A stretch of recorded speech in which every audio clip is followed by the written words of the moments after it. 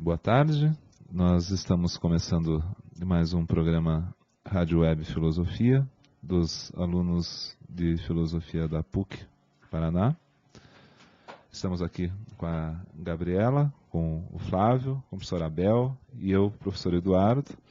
Nós vamos continuar, na verdade o professor Abel não esteve na semana passada, então no caso dele não é continuar a discussão da semana passada, mas nós em geral estaremos continuando, porque nós falamos a respeito do tema ser ou não ser Charlie Hebdo, né?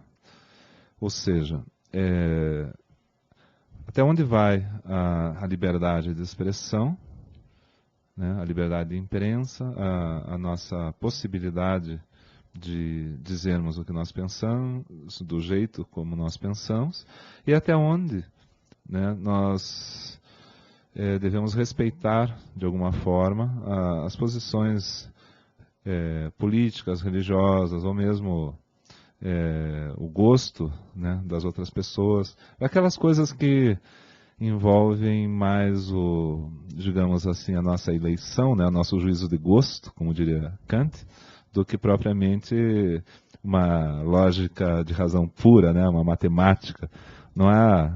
A vida não é 2 mais 2 igual a 4, né? A vida depende de uma certa plasticidade, da gente conviver, da gente ter uma boa convivência. Então, muitas vezes, quando a gente se expressa, a gente atinge, de certo modo, as pessoas, a gente magoa, as pessoas ficam irritadas. Dependendo de quem se magoa, a pessoa pode vir com um fuzil, dar tiro em você, né? E o que a gente pretende discutir aqui hoje não é mais simplesmente o direito à expressão, mas as formas como a gente enxerga, que sejam as formas adequadas para dar uma boa resposta, né, quando a gente se sente, enfim, ofendido, quando a gente acha que estão lesando, né, com as nossas crenças, ou, enfim, com a nossa própria liberdade, enfim, quando o direito, né, de expressão acaba atingindo as outras pessoas de um modo que essas pessoas consideram inadequado, né? E é lógico que nem sempre a gente faz isso de propósito. No caso do Charlie, ali existia até mesmo uma política, né, de chocar, né? Especialmente essa ideia de que a classe média, a burguesia é muito conservadora, então vamos lá, vamos mexer nas estruturas, né? Ter um comportamento chocante, como os punks nos anos 70, né? Que, por exemplo, bandas como os Sex Pistols, né? Já que pelo nome, né, pistolas sexuais, já é um nome feito para agredir, né? Feito para, de certo modo, chocar essa opinião pública mais conservadora, né, ter um posicionamento um pouco mais agressivo. Então eles vomitavam de propósito nos aviões de carreira que eles pegavam para fazer shows com essa mesma intenção, sabe? Vomitar no avião, assim, no meio das pessoas, ao invés de usar o saco de vômito. Aliás, provavelmente eles viram o saco de vômito lá e pensaram, pô, tem uma ideia, né? É um pouco esse espírito meio infantil, meio 8 anos de idade, né? Visto assim, é até uma coisa, né? Que quando você pega e coloca isso em adultos, fica uma coisa às vezes meio grotesca, né? Que você admite isso numa criança, né? A criança tem aquele prazer de falar palavrão, né? Aquele prazer de fazer certas coisas assim para sentir a reação dos outros, né? Testar limite. E o problema é que às vezes no mundo adulto, esse testar limites aí se torna uma chacina, né? O que você acha, professor Abel? Deu para pegar o espírito da coisa? Mais ou menos. Eu devolveria para ti, porque você é o especialista em psicologia aqui, né? Para entender um pouco qual o objetivo exatamente da charge, né? Ele tem um quê de divertido, né? Mas eu repito aqui, quando esse divertimento é à custa da vida ou do que o outro crê, para mim isso é intolerável. Porque mexe com um símbolo, né? Mexe com aquilo que é sagrado para as pessoas. Sim. Eu sempre costumo dizer que eu não gosto de piadas, de nenhum tom, porque ela é a porta de entrada para todo tipo de preconceito e discriminação. Se você observar todas as piadas que temos no currículo ali para citar um autor, Ari Toledo, é de um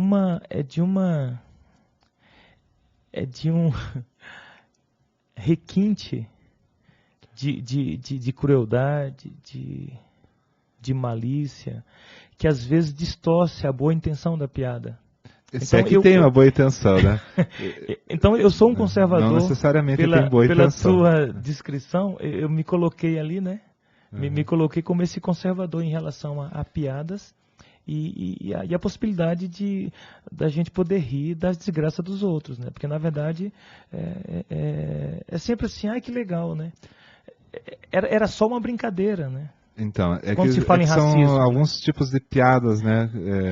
Você está falando mais daquele xiste sobre o outro, né? Aquele que pega um tipo, por exemplo. Eu tive uma situação, professor, olha só que coisa constrangedora. Um amigo, convido 2 amigos para viajar, tá? Eles não se conheciam, mas vamos lá, né? Pessoal legal, tudo. Não é que um deles começa a fazer piada de judeu e o outro é judeu. Entende? E eu ali sabendo, eu era o único que sabia, né? E aí eu não sabia nem enfiar a cara, entende? E o meu amigo que é judeu, ele foi super elegante, assim, ele nem deu a entender, ele não riu, mas também ele não deu a entender que aquilo provavelmente deve ter ofendido, né? Mas veja só a situação, né? Esse é um tipo de piada, né? Piada que você faz sobre os outros, né? Piada sobre mulher, piada sobre padre, piada... Sabe, você tem essas coisas que você compra em banca de jornal que são meio especializadas, né? É mais nesse sentido que você está falando, né? Me ocorreu assim, um mês atrás, 2 meses atrás mais ou menos, era ser uma piada, entende? Na época da eleição. Então disseram, olha, nos Estados Unidos, uma mulher nasceu sem braços e hoje ela é campeã em natação. Disse, nossa, sem braços? Como pode ser campeã em natação? Na Alemanha, uma mulher nasceu sem pernas. Hoje ela é recordista dos 100 metros livres de atletismo. Nossa! E no Brasil, uma mulher nasceu sem cabeça. Aí colocaram um coco em cheiro de merda. E hoje ela é presidente do Brasil. Imediatamente reporta ao gênero, a uma violência contra a mulher. Tem preconceito de tudo que é tipo aí, né? É o festival. E aí foi aquela... O que é que ele disse mesmo? Quer dizer, você ri para não criar um constrangimento lógico. Para mim, assim, independente de quem votou na Dilma ou não, é de uma perversidade, é de uma, entende? Sim. Desumaniza, simplesmente. Claro. Né? E isso não estou falando de pessoas analfabetas, ignorantes. Estou falando de pessoas esclarecidas, de um poder aquisitivo altíssimo. Claro. É porque isso aí não tem relação, né? Preconceito... Aliás, tem uma música bem interessante, aquela... que se chama Preconceito mesmo, né? Que, se não me engano, é do Wilson Batista. Você conhece essa? Não conheço. Não maltrate o seu pretinho, que lhe tem tanto carinho, que no fundo é um bom rapaz. Conhece isso? Nunca tinha, não. Você vem de um palacete, eu nasci num barracão, sapo namorando a lua, numa noite de verão. E pega a coisa assim, né, de um casal, né, que se apaixona, mas tem esse abismo social entre eles, né, abismo de cor, abismo econômico, né, e ele trata do ponto de vista de um homem negro, né, namorando com uma mulher branca e rica, assim, pro padrão dele. Não necessariamente rica, né, mas entende? Então isso existe.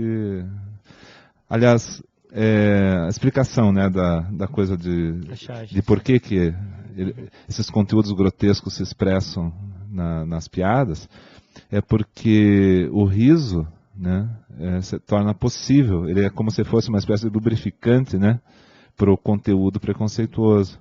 Então, você se expressa e diz como você falou no começo, né? Ah, é só uma brincadeira, você não sabe brincar? Entende? Não tem senso de humor? Percebe? E daí quem fica mal ainda é o outro. Uhum. Então tem esse mecanismo psicológico, né? De você expressar um conteúdo que de outra forma não poderia ser expresso sem que você se sentisse culpado por isso. Então essa característica vai formando mentalidades também, né? Vai formando mentalidades. Todo mundo é muito brincalhão, todo mundo né? Entra um pouco naquele espírito Gilberto Freire, né? Veja, nós somos tão cordiais, né? É só uma piada. E você não ri? Como você é mal-humorado, né? Abel, você é mal-humorado.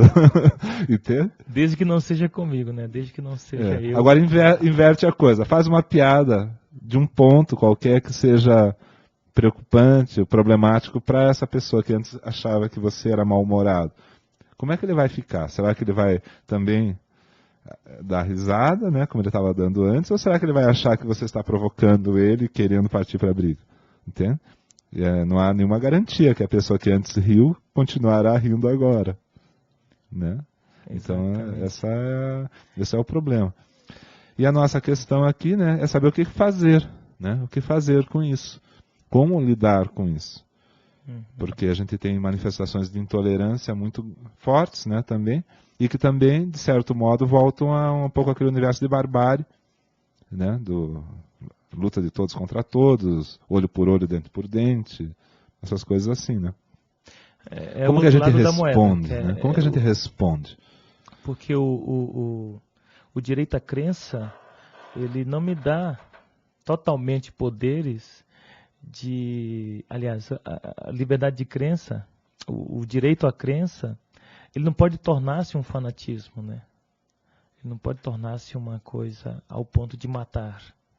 Então, achar a linha, o meio termo, a linha tênue, entre a intolerância religiosa e a liberdade de expressão é uma questão que eu não consigo responder assim de imediato, a não ser com uma certa reflexão e um distanciamento do problema. Me inquietou bastante, porque após eles terem matado os 10 jornalistas, a charge permaneceu reproduzindo a imagem do Maomé revestido de um cachorro, né? E eu perguntava aos meus estudantes de direito, e se numa comunidade católica, como receberia a imagem do Papa Francisco revestido de um cachorro, né? E teve as charges sobre o Papa, por exemplo, ele no Rio de Janeiro, né, na capa da revista também, vestido meio de Clóvis Bornai, assim. Bom, para quem não tem a minha idade, né, Clóvis Bornai, ele fazia desfile de fantasia no tempo que existiam desfiles de fantasia, né? Então era uma figura assim, meio insinuando assim, um papa gay, né? Uma coisa assim, entende? O que não seria nenhum problema, entendeu? É um preconceito não só contra a religião, mas também é um meio anti-gay, né? Assim, só de você associar uma coisa com a outra, você já está dizendo que, né? Bate em todo mundo simultaneamente, vamos dizer assim. Para mim é uma violência com simbólico, que é algo, na minha opinião, sagrada. Deveria ser o sagrado do outro, deveria ser sagrado para nós, né? Isso. Eu digo, para o respeito, né? Como você entrar num templo de uma outra religião, você fica né? Você tem deverá ter uma atitude respeitosa. Seria o certo. Talvez aqui um teólogo para esclarecer, né, toda essa questão da simbologia, né? De que forma o sagrado, aliás, isso é um atentado contra o sagrado, né? Na sua forma mais essencial de ser, né? Assim, mais assim, sem fanatismo, sem É como discrepância desrespeitar da a cultura. terra, desrespeitar a natureza, né? Desrespeitar, enfim, a água, né? Essa falta de proporção, né? De você encontrar um ponto adequado para se posicionar, né? E ver também, né, o quanto existe de destrutividade no ser humano, né?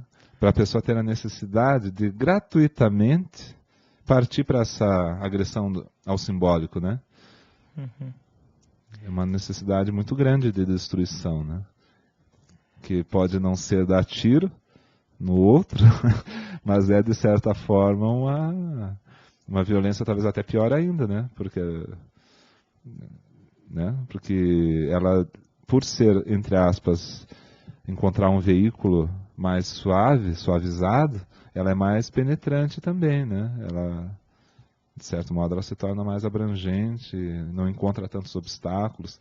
Quando eles vêm e dão tiro em todo mundo, mesmo pessoas que não gostam da revista apoiam a revista. Por quê? Porque ali é uma coisa evidente, é uma coisa que violência assim nós não queremos, né?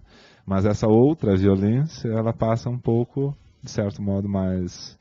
Ela encontra um veículo, né? Enfim, uma forma de se travestir em coisa aceitável socialmente, né? Então, fica... O problema é como reagir a isso, né? Uhum. Sem cair na mesma. Sabe, aquela coisa assim, você me provoca, eu vou lá e bato em você. Daí um fica batendo no outro, é a vendetta eterna, né? Daí o meu filho bate em você, né? E o filho do filho. Eu vejo assim uma época de muitas intolerâncias, né? Não só no campo de vista do ponto de vista da religião, ou mesmo do jornalismo, mas a intolerância parece que virou norma, né? Ela banalizou-se, né? Assim, parece que falta uma discussão sobre a diversidade, né? Sobre o multiculturalismo, sobre o respeito às diferenças.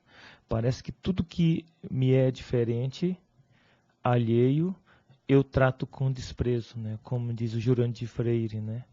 O alinhamento em relação ao outro, né? Ou a irresponsabilidade em relação a si. Vivemos uma época terrível de intolerâncias. E acho que é uma questão a ser pensada. Eu estava, semana passada, atravessando uma faixa, né? E daí aquelas faixas elevadas que já são bem características para que você deixe o pedestre passar, né? Já é uma lombada. E a mulher veio com tudo para cima de mim com o carro. E olhando assim com um olhar frio, sabe? Sabendo o que estava fazendo, do tipo, sai da frente. E aí você vê assim, né, um espírito meio psicopático na pessoa, sabe? Como se você fosse um nada ali. Você é um verme ou um fantasma, um dos dois. Você não sabe bem como é que ela te classifica, mas fica entre uma coisa e outra. O pêndulo vai entre o verme e o fantasma, sabe? E é a mesma coisa, né? Num certo sentido, quer dizer. Bom, boa tarde a todos. Boa tarde, Gabriela, professor Eduardo, professor Abel. Acho que são duas coisas, né, que a gente trouxe hoje bem interessante, que é a liberdade de imprensa e a intolerância, que são duas coisas que a gente está discutindo. Eu colocaria assim, que não são a liberdade de imprensa, quando Charlie Hebdo, por exemplo, feriu o limite, não é que simplesmente o que ela fez feriu a uma religião. Como o senhor falou, eles tiveram a intenção de fazer. Fizeram outras vezes, fizeram depois também, né? O professor Abel falou. Inclusive depois do atentado fizeram de novo. E já com a intenção de passar uma mensagem. E eu acho uma questão complicada, porque, por exemplo, no cristianismo, influencia a vida de todo mundo no Brasil. Não dá para vocês dizer que eu não sou cristão, não me toca, não me influencia. É impossível. E por isso, eu sou a favor de que algumas críticas sejam feitas ao cristianismo, algumas coisas sejam questionadas, alguma coisa tem que ser feita. Por exemplo, a moral judaico-cristã, às vezes critica a arte. Por exemplo, uma peça e de repente um casal gay. Não pode. Mas por que não pode? É uma peça de teatro. Se não pode na rua, é uma coisa. Não pode no teatro, é outra coisa. Então, a religião cristã influencia, por exemplo, nesse sentido. Se você é um casal gay, como é que vai fazer? Você não vai todo dia subir no palco para poder ficar com seu namorado, por exemplo. E é uma coisa que só a religião cristã influencia no Brasil, por exemplo, digamos. E uma vez eu viajei, acho que fiz um voo de Rio Branco a Brasília, eu acho, com uma garota que era espírita. Não espírita, desculpa, do Santo Daime. E eu nunca tinha conhecido uma pessoa do Santo Daime, apesar de já ter lido algumas vezes, mas nunca tinha visto uma pessoa que fosse membro, né, e que soubesse realmente como que é a tradição completa e me explicou tudo, passo a passo, os ramos, os rituais, o chá, explicou direitinho. Não me passou naquele momento nenhuma ideia de preconceito, não deu para perceber se tinha. Também não pude perguntar tudo sobre isso. Mas são uma religião que eu fico assim, nossa, o Santo Daime é perfeito. Tipo, vai quem quer, não incomoda ninguém, é bem numeroso, pelo que ela me disse. Me passou até alguns lugares que tem para ir, os países que tem mais pessoas.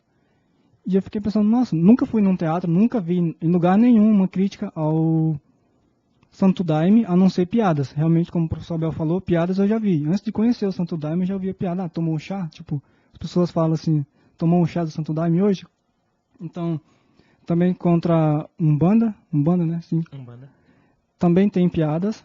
Então, às vezes a religião influencia na nossa vida e muitas vezes muitos canais de comunicação batem de frente com essa tradição judaico-cristã, ou tradição da Umbanda, ou Santo Daime, ou Espiritismo.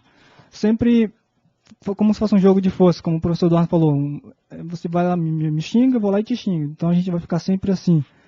Então, acho que é importante a gente questionar algumas coisas de todas as religiões, mas não uma coisa em detrimento da outra, né? Por exemplo, o cristianismo, pelo menos vai em uma aldeia indígena, por exemplo, não interessa se eles cultuam o fogo ou a chuva, lá vai ser cristianismo. Onde tiver cristianismo, a religião oficial vai ser cristianismo. Assim com o islamismo.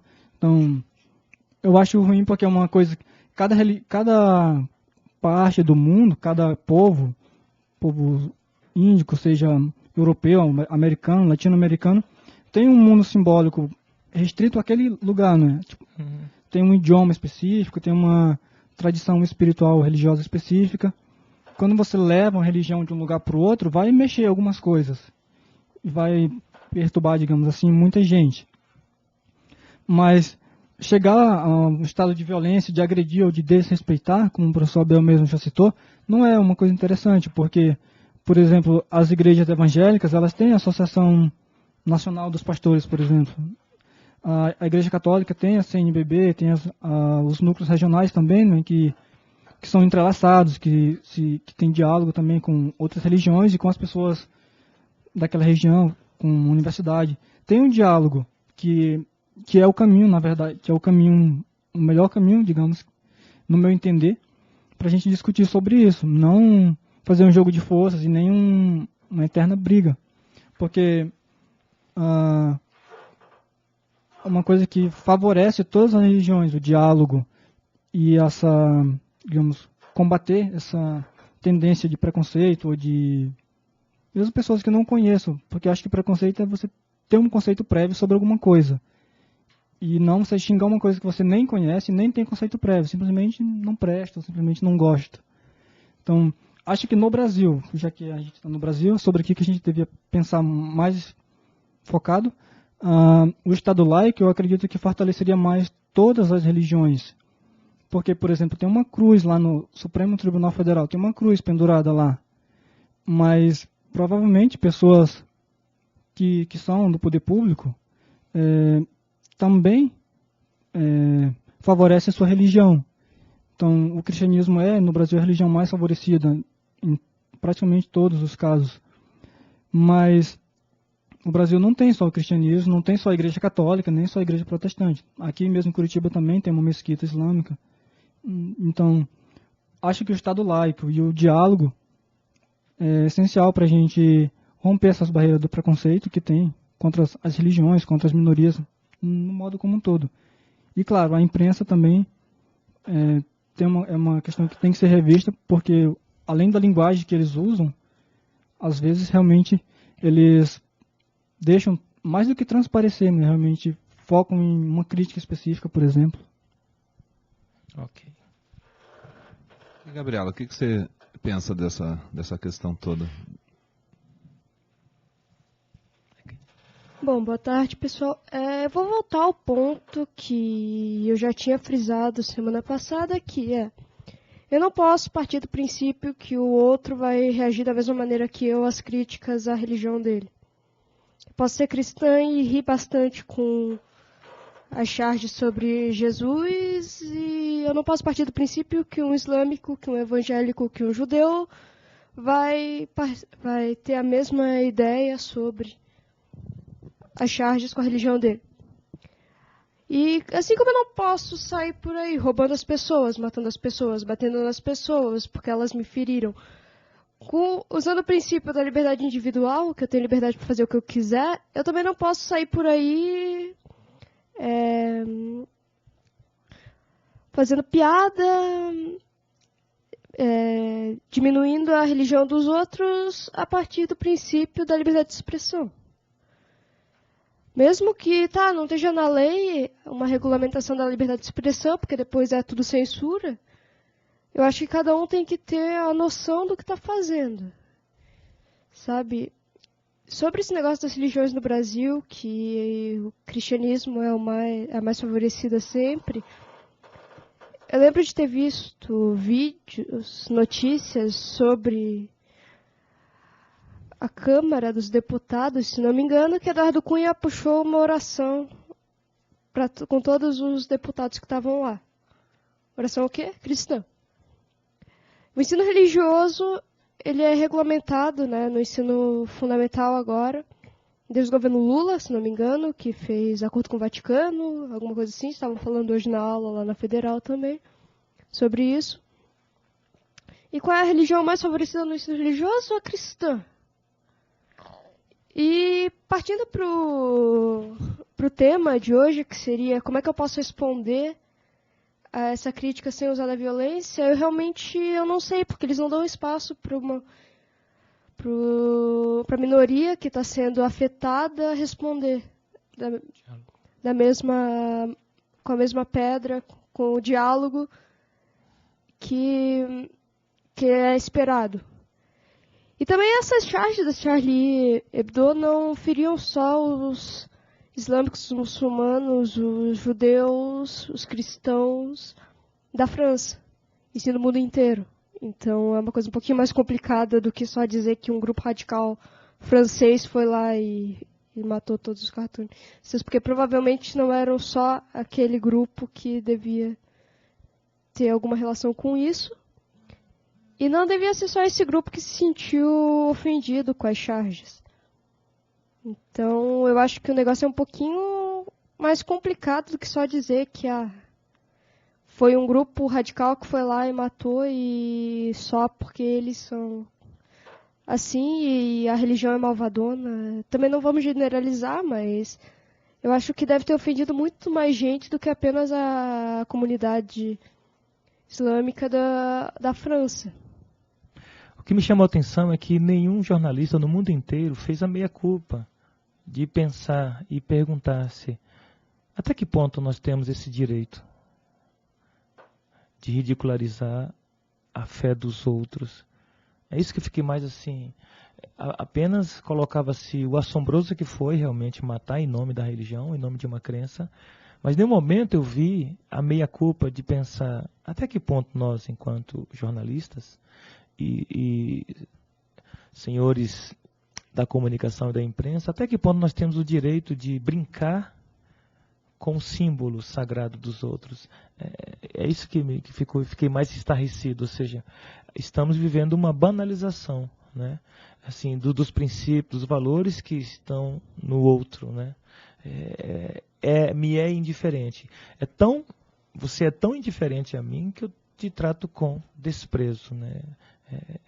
E eu brinco com a tua cara, eu brinco com a tua fé, eu brinco com a tua forma de ser. Assim como não houve uma meia-culpa, né, dos jornalistas, também não houve um espaço para que as pessoas dessa religião pudessem falar sobre o que a Charlie andava fazendo. antes do atentado. Porque um jornal francês tem muito mais circulação do que um jornal do Oriente, aqui no Ocidente. É uma questão não só da língua, mas também do preconceito. A gente não vai atrás de um jornal do Oriente Médio que possa estar fazendo uma crítica sobre a Charlie Hebdo, entendeu? É um atentado contra a humanidade. Porque antes de sermos jornalistas, somos seres humanos.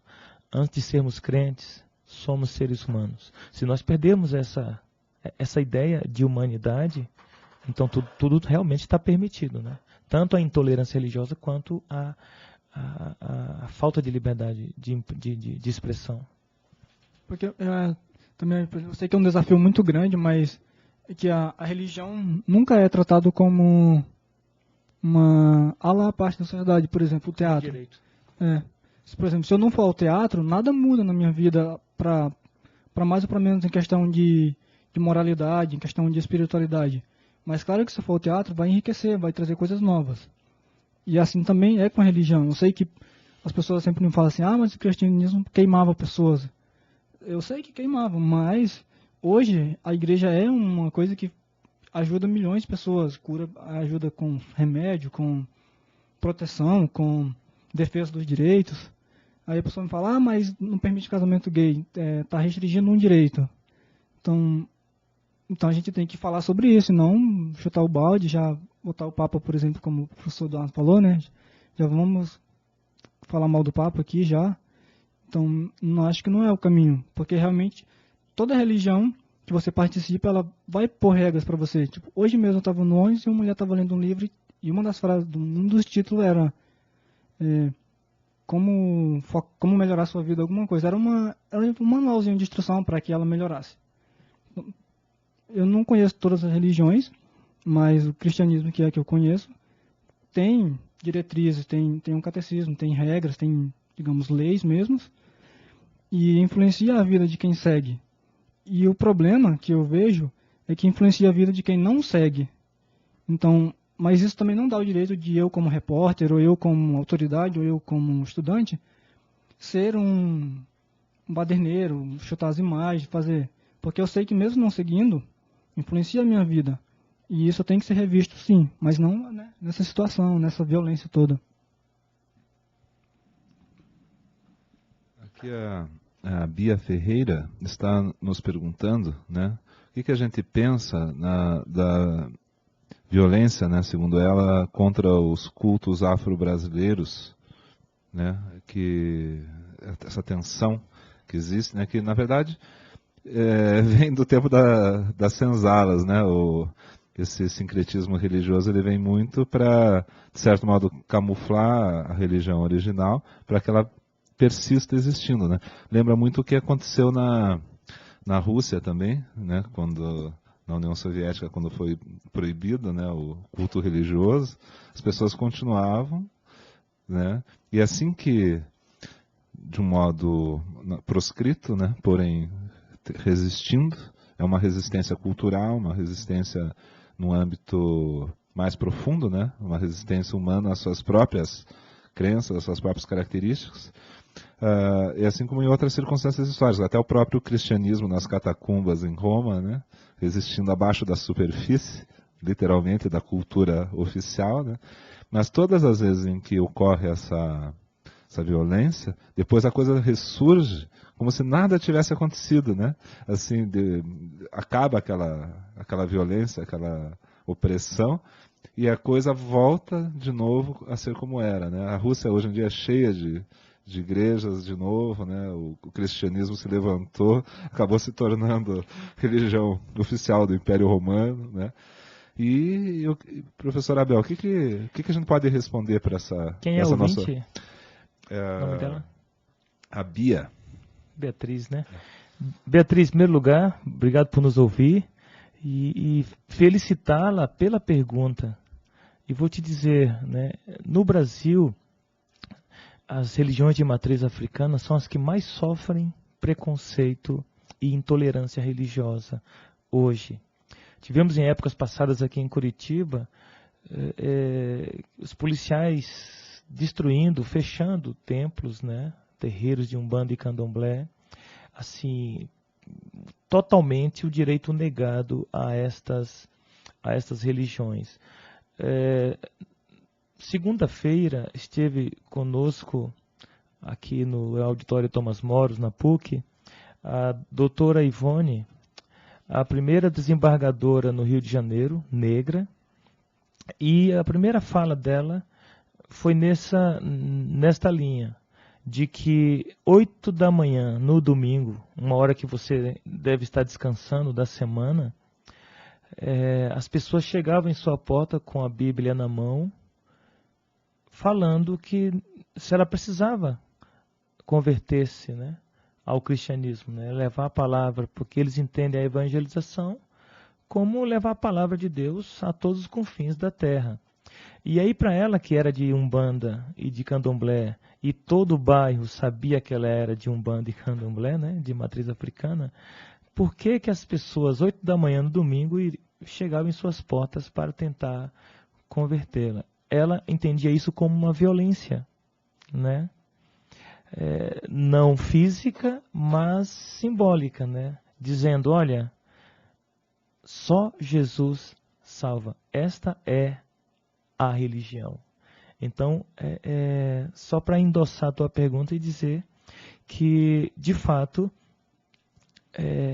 dizer hoje no Brasil que é de Umbanda e Candomblé, você corre o risco de vida. É impressionante como as pessoas são intolerantes com as religiões de matriz africana, né? É só ver o contexto histórico para a gente entender um pouco essa questão. É interessante também que pessoas que não seguem, né, nenhuma crença, que são agnósticos ou ateus, também sofrem muitas resistências, principalmente em casa. Geralmente você não encontra uma família inteira que é ateu, né? Todo mundo agnóstico. Então, se você nasce em uma família que é tradicional cristã e você simplesmente questiona isso, também vai sofrer como sofrem pessoas de outros segmentos, de outras minorias. Que é uma coisa, acho que para combater isso não é só uma questão de falar sobre a mídia ou sobre a tolerância, né? Porque realmente, se você perguntar para um cristão, ele acredita que só Jesus realmente é a salvação. Ele não vai achar que é o Maomé.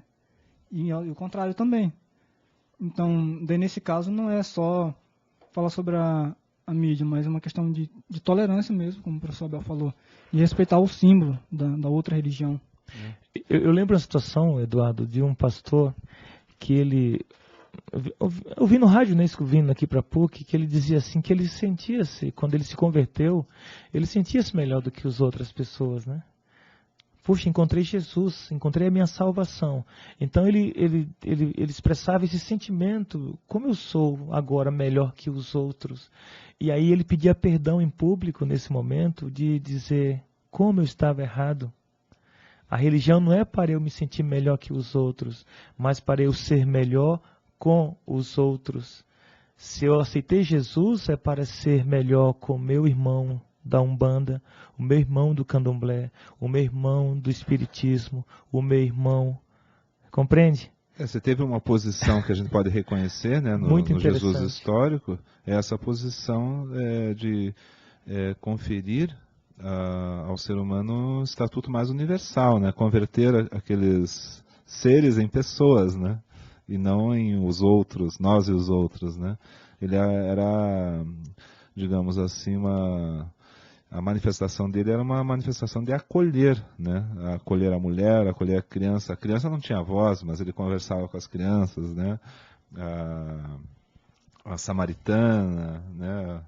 Enfim, todos os excluídos daquela região, ele conversava, né? Conversava com o leproso.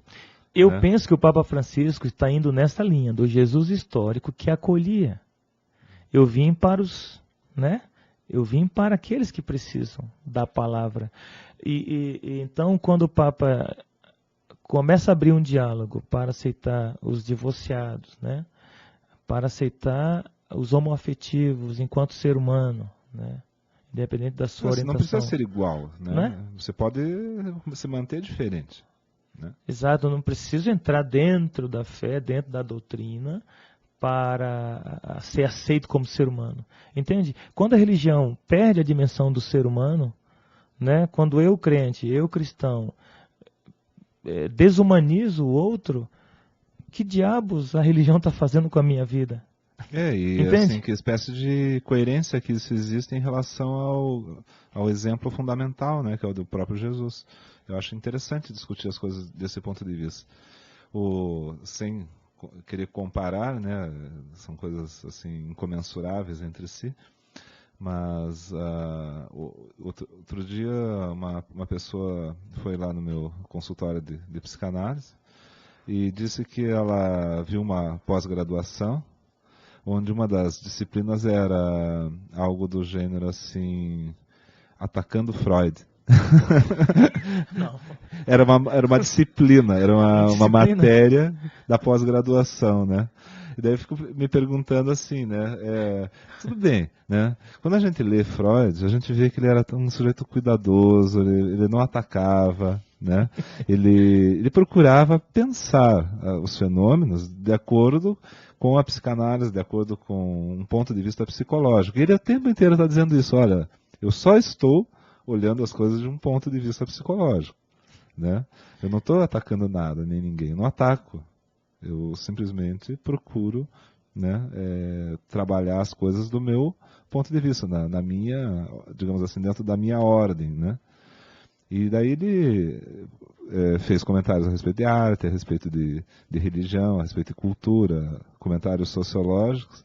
E quando a psicanálise faz isso, as pessoas ficam muito ofendidas, porque elas sentem como se fosse algo parecido com a charge do Charlie Hebdo, quando na verdade, né, é um outro ponto de vista, né? É um ponto de vista de procurar esclarecer as coisas de um ponto de vista psicológico, que não elimina, por exemplo, no caso do Leonardo da Vinci, que é um caso clássico, né? O fato do Leonardo da Vinci ter uma psicologia não elimina que ele tivesse uma técnica, que ele fosse um grande artista, que ele fosse talvez um dos maiores homens da humanidade, né? Nada disso foi questionado pelo Freud, muito pelo contrário, né? E ele inclusive diz, olha, eu não sou crítico de arte e tal, mas é muito agressivo para as pessoas, né? Agora, ele só estava falando, né? E de um modo extremamente educado, e já provoca esse tipo de reação, né? Atacando Freud, né? Completamente absurdo. Eu sou de origem das três, né, das três matrizes, né, no Brasil. Eu sou de origem indígena, africana, né, negra e portuguesa.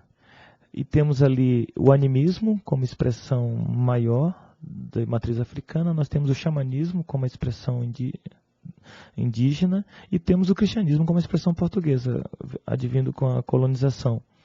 E simplesmente enaltece o cristianismo e destrói qualquer expressão, seja do xamanismo, seja do animismo. Para você ter uma ideia, hoje estou com 44 anos, né? Eu fui pisar num terreiro de Umbanda e Candomblé, que é das minhas origens, dos meus ancestrais, dos meus antepassados, apenas com 35 anos, quando eu estava fazendo o mestrado.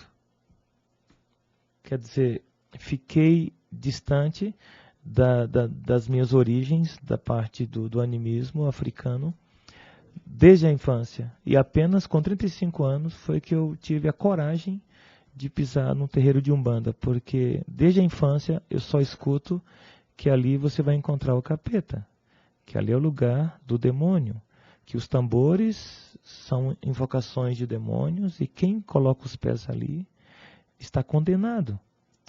Então, com o estudo, com a universidade, com o conhecimento, com o mestrado, foi que eu reuni forças e um pouco de conhecimento para perceber que esses medos, eles foram realmente incutidos na minha psicologia humana, né? Esses dois princípios foram negados, tanto o xamanismo indígena quanto o animismo africano. E não sou eu sou negro. Imagine quantos negros não têm essa consciência e quantas pessoas no Brasil não negras também não têm, né? Porque nas cátedras aquilo que se escutava era isso, né? toda vez que mencionava xamanismo e animismo, não tem parte com Deus. E isso é uma marca bastante grave na nossa cultura.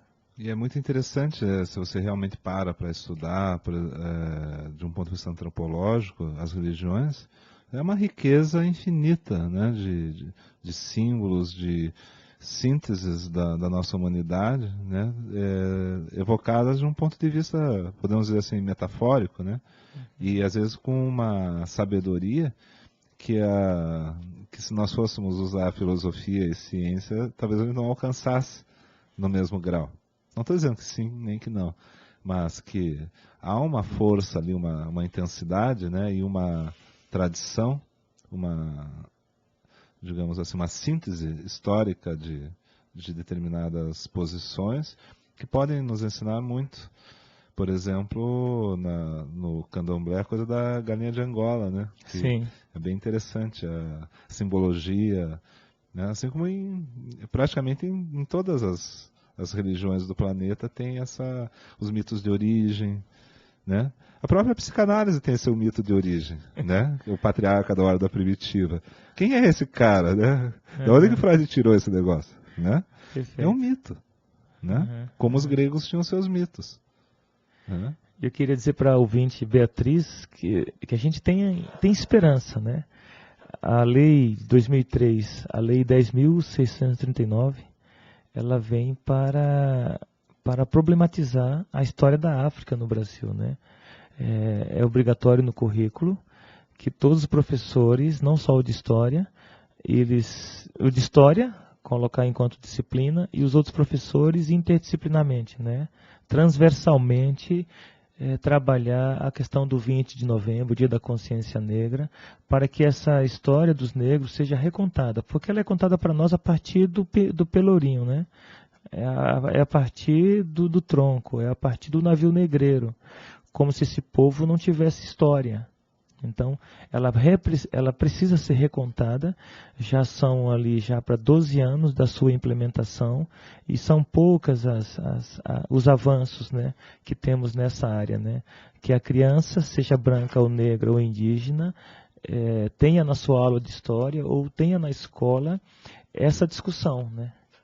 É um povo que tinha reinados, reis, rainhas, né, nações. A música Zumbi do Jorge Ben fala isso de um modo bem bonito, né? Quando ele diz assim que fala de uma situação assim de uma feira de comércio de escravos, né? E ele diz assim: dizem que nele é uma princesa à venda, né?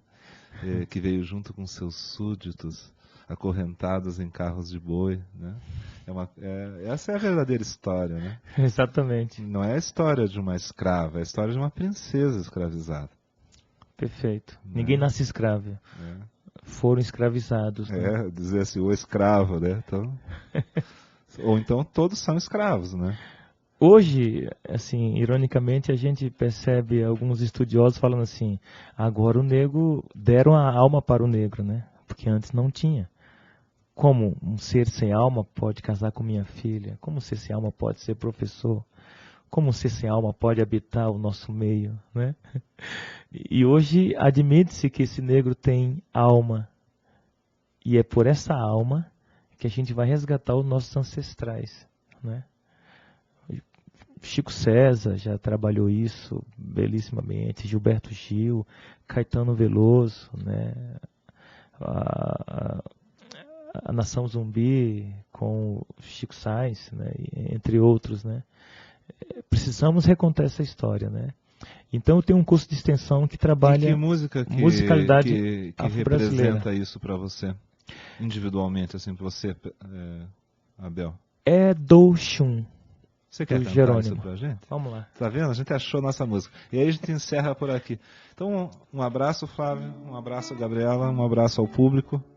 E a gente vai ouvir um pouquinho o professor Abel cantando. Queria convidar vocês, enquanto o professor Abel afina rapidamente o instrumento, semana que vem a gente vai ter uma discussão mais interessante ainda, que é a discussão de ética e tecnologia. Isso é uma coisa bem interessante. Eu estou pensando em convidar né? Eu já até fiz um convite para uma pessoa muito especial, então não vou revelar agora porque a pessoa ainda não aceitou completamente, daí dá aquela frustração. Mas acho que vai dar um samba legal aqui na próxima quarta-feira. Nessa cidade todo mundo é do Oxum.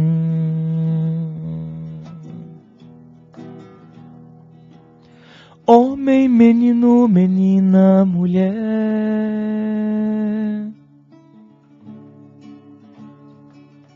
Se der presente é tudo uma coisa só.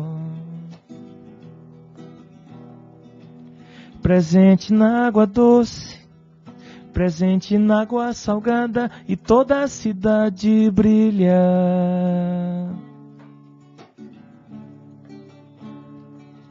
Seja tenente ou filho de pescador,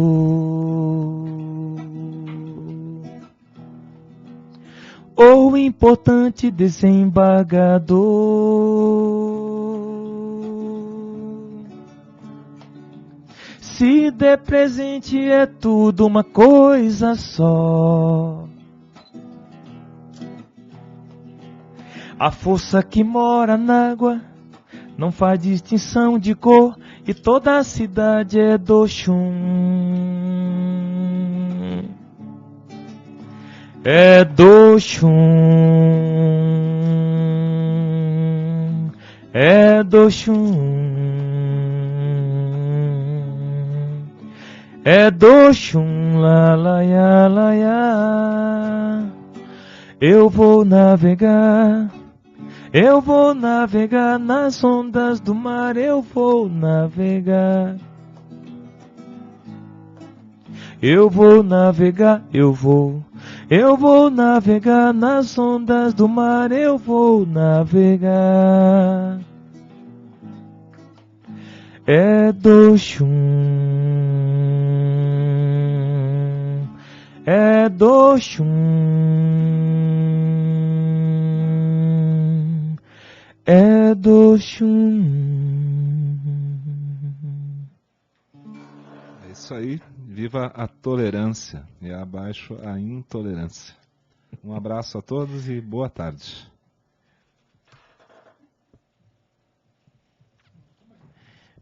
Viva a liberdade de expressão.